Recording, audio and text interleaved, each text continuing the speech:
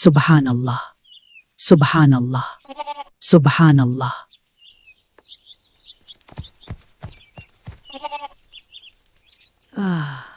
दादी फ़ैरूज़ा निहायत साबर और मोहब्बत करने वाली खातून थी और अमीरा से बहुत मोहब्बत भी करती थी। माशाअल्लाह। दादी रोज़ाना अपनी प्यारी बकरी नाजू के साथ गांव की नदी के किनारे जाया करती। वहाँ से वो चकनी और नर्म मिट्टी निकालती। इस काम में नाजू भी दादी की मदद करती। दादी, काफी मिट्टी निकल आई है। मिट्टी चिकनी भी है और नम भी। मैं थक चुकी हूँ। अब हमें घर चलना चाहिए। वैसे भी शाम होने वाली है। हाँ बेटी नाजू, बस थोड़ी सी मिट्टी और निकाल लें, फिर चलते हैं। दादी, तुम निकालो। मैं तो बहुत मिट्टी निकाल चुकी हूँ। अब मैं घर जा रही हूँ। आना है तो आओ, वरना मरो यहीं पर। अच्छा बेटी नाजू, चलती हूँ। गुस्सा क्यों होती है? फिर ये दोनों मिट्टी लेकर घर की तरफ रवाना हो गई। अमीरा इस मिट्टी से नहायत खूबसूरत बर्तन बनाती थी। अरे वाह। और फिर उन बर्तनों को खूबसूरत नीले पत्थरों से सजाती थी, जिसकी वजह से ये बर्तन बहुत ही मुनफरिद और नायाब नज़र आते थे। एक बर्तन बड़ी मेहनत के बाद तैयार होता। मगर जब दादी उन्हें बाजार बेचने जाती तो चालाक और लालची दुकानदार बहुत कम कीमत लगाते। आ गई तो बेकारन बूढ़ियां अपने घटिया बर्तन लेकर। जी साहब। क्या जी साहब? ये तो मैं ही हूँ जो तेरे बेकार बर्तन खरीद लेता हूँ, वरना तो ये मेरे किसी काम के नहीं। आपकी बड़ी मेहरबानी साहब। चल अब दफा हो जा यहाँ से। इस घटिया बर्तन के पैसे कल दूंगा। साहब, अगर थोड़े पैसे अभी मिल जाते तो बड़ी मेहरबानी होती। घर में राशन भी खत्म हो गया है। तो मैंने क्या तेरे राशन का ठेका लिया हुआ है? जल्दी चली जा यहाँ से, वरना ये बर्तन तेरे सर पर फोड़ दूंगा। जी जी, जाती हूँ। दादी मजबूरी में वहाँ से चली गई। दादी के जाते ही मुकार दुकानदार ने बर्तन बड़े महंगे दामों बेच दिया। शाम को दादी खाने पीने का सामान लेकर घर लौटी। दादी, आज खाने में क्या पकाया है? आज मैंने अपनी प्यारी अमीरा के लिए मजेदार पालक गोश्त बनाया है। अरे वाह दादी, ये तो मुझे बहुत पसंद है। मगर दादी, गोश्त के लिए पैसे कहाँ से आए? बेटी, आज गांव के हकीम साहब के पास दवा लेने गई थी, तो उनसे कुछ पैसे उधार ले लिए थे। उन्हीं पैसों से गोश्त ले आई हूँ। दादी, हम कब तक इसे मांग तांग कर गुजारा करेंगे? इतनी मेहनत से बर्तन बनाती हूँ, मगर फिर भी अच्छे पैसे नहीं मिलते। बेटी, अल्लाह की रहमत से कभी ना उम्मीद नहीं होते। बस तुम मेहनत से अपना काम करती रहो और फिक्र बिल्कुल ना करो। हमारे भी अच्छे दिन जरूर आएंगे, इंशाअल्लाह। इंशाअल्लाह। दादी, अब खाना ले भी आओ या यहाँ खरी बातें ही बनाती रहोगी? हाँ हाँ, अभी लाती हूँ। ये हुई ना बात।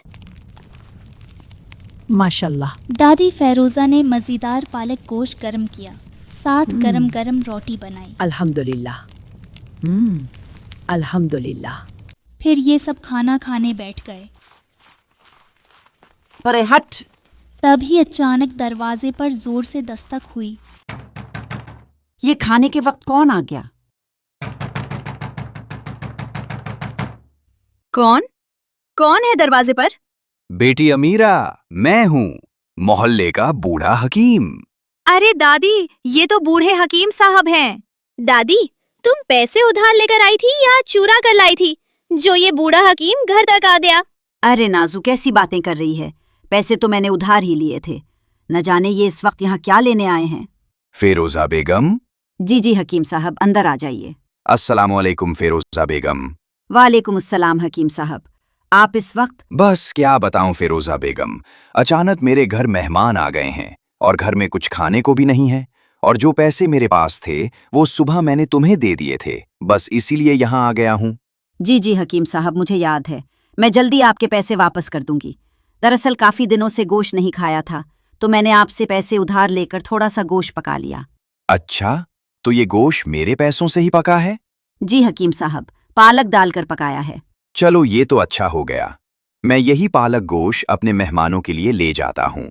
मगर हकीम साहब, फिर हम सब क्या खाएंगे? तुम लोग चाय के साथ रोटी खा लेना। मैं कभी ऐसा ना करता, मगर क्या करूं, घर में मेहमान बैठे हैं, मजबूरी है। मुझे तो लगता है ये बूढ़ा हकीम झूठ बोल रहा है। इसके घर कोई मेहमान नहीं आए। ये तो बड़ा कंजूस और लालची है, बस अपने पैसे पूरे करना चाहता है। खामोश बदतमीज काली बकरी। फिर क्या था, हकीम साहब सारा का सारा पालक गोश्त ले गए और अपने घर जाकर मजे से खाने माशाल्लाह। लगे। माशाल्लाह। इधर दादी फेरोजा, अमीरा और नाजू ने चाय में डबू डबू कर रोटी खाई और अल्लाह का शुक्र अदा किया। अल्हम्दुलिल्लाह। अगले दिन सुबह सवेरे ही हकीम साहब दादी के घर आ गए। अरे हकीम साहब, आप फिर आ गए। फिरोजा बेगम कहाँ है? मुझे उनसे कुछ जरूरी बात करनी है। हकीम साहब, दादी तो सामने ही खड़ी है, आपको क्या नजर नहीं आ रहा? अरे नहीं बेटी, अल्हम्दुलिल्लाह मुझे अच्छे से नजर आ रहा है। मेरी आंखें सलामत हैं, वो बस मैंने ध्यान नहीं दिया।